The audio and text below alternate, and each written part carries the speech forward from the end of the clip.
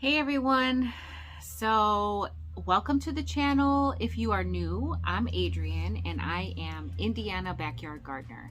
And if you're a returning member or subscriber, then thank you for joining me. I always appreciate the support.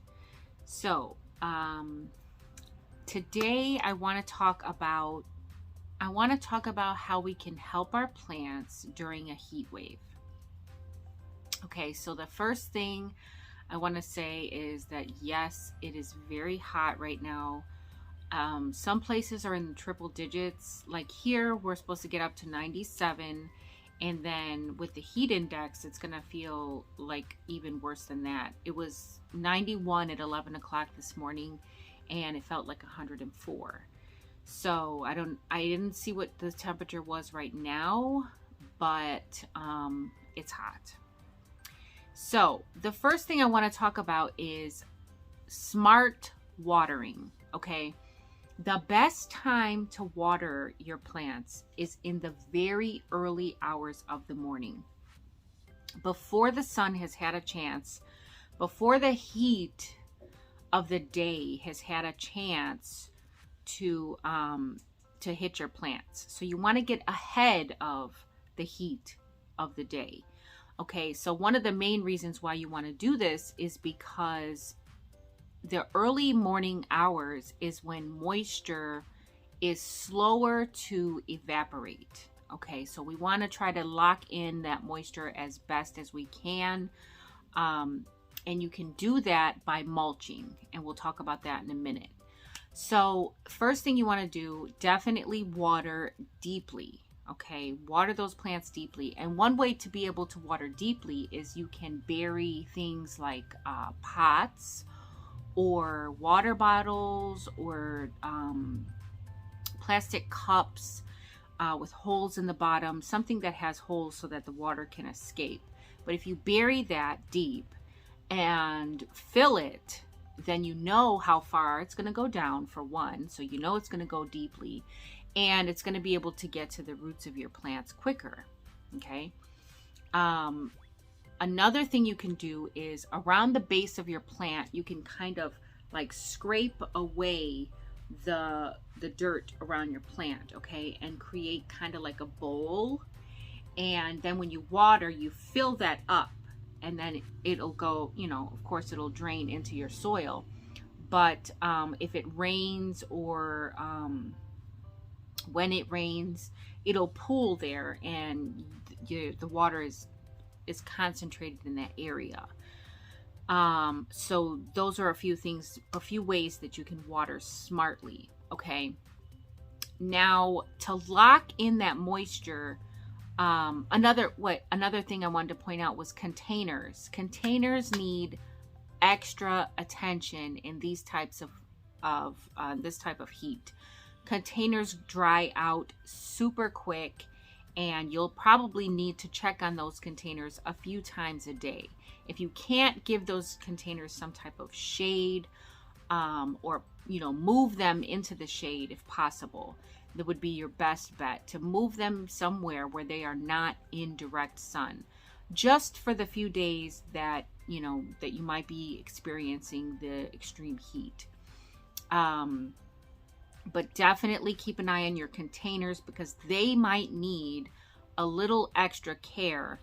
You might be able to fill like an oil, like if you go to the Dollar Tree or the dollar store, and you can buy like an oil pan or some type of shallow container, and you can set your bigger containers inside of a shallow container, kind of like a pan, if you will. And you can fill that with water so that they have some, like a reservoir at the bottom that they can pull from. So that's one way to keep your containers well watered. So yes, so lock in the moisture. Okay, once you've watered for the day, you want to try to keep that moisture in. So the best way to do that is with mulch. Now, you can use lots of different things to mulch with. You can use an organic mulch with like wood chips, or like leaf mulch. You can use shredded newspaper.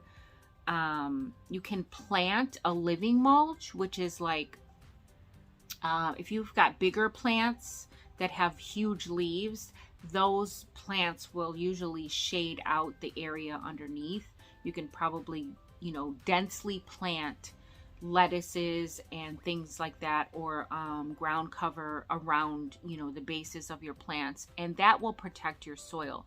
The main idea is to protect your soil from the harsh sun, okay, because you don't want your soil to dry out.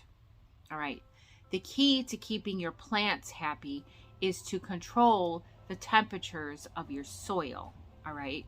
That's the main idea. Now, when temps get above 85 degrees, you don't want to be fertilizing, okay?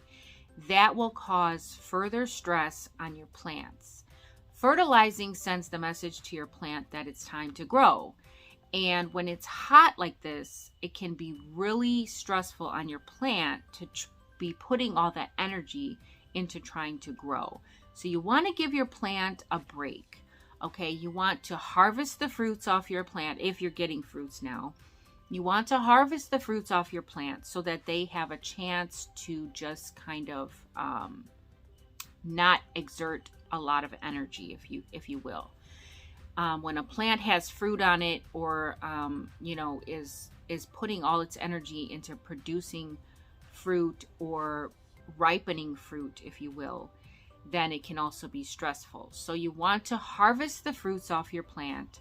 If you've got some fruits that need ripening, you can put those on your container, on your countertop, and let those ripen, just to give your plant a little bit of relief and a little bit of a break. Okay, your plant will go back to producing right when the temperature starts to cool down. Okay, a lot of plants struggle during the heat, and there are signs that you might see in your plants, but you don't have to worry. So tomatoes, for instance, will curl their leaves when it's really hot. And you might think, oh my gosh, my plant needs water. Well, when a tomato plant is curling its leaves, it's usually it's a defense mechanism for the tomato to reduce water loss. Okay, it's a way for the tomato plant to reduce water loss. And the same thing goes for squash plants. The leaves might wilt a little bit, and you might think, oh my gosh, my plant's gonna die, I need to water it. No, absolutely not. Just provide your plant some shade. Okay, if you've watered it deeply and you've watered it early in the morning, and then you have a mulch around the area, something to cover the soil. You can do that with newspaper even. All right. And don't keep watering it. You don't want to keep stressing your plant out. So when you see those wilting leaves and things, try to provide your plant a little bit of relief by adding some shade cloth. And if you don't have a particular shade cloth per se, you can use things like bed sheets, or maybe beach umbrellas.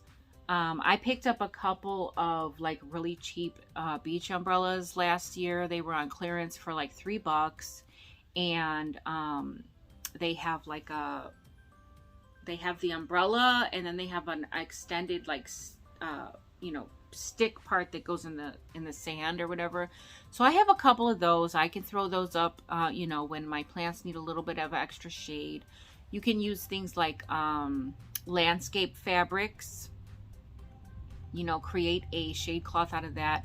But like I said, just a simple bed sheet. If you want to go to like the Goodwill or a secondhand store and get some, just some bed sheets that you want to throw out in the garden, just to provide a little bit of extra protection for your plants. So I think that's about it. That's all I can think of right now off the top of my head. But I know that if you give some of these strategies a try, your plants will love you for it, and you will definitely feel better about providing your plants with some extra stress relief. So that's all I got for today. Thanks for watching, and I hope you like and subscribe. And if you find this video useful, I would appreciate if you would share it. And until next time, the more you know, the more you grow. Bye, guys.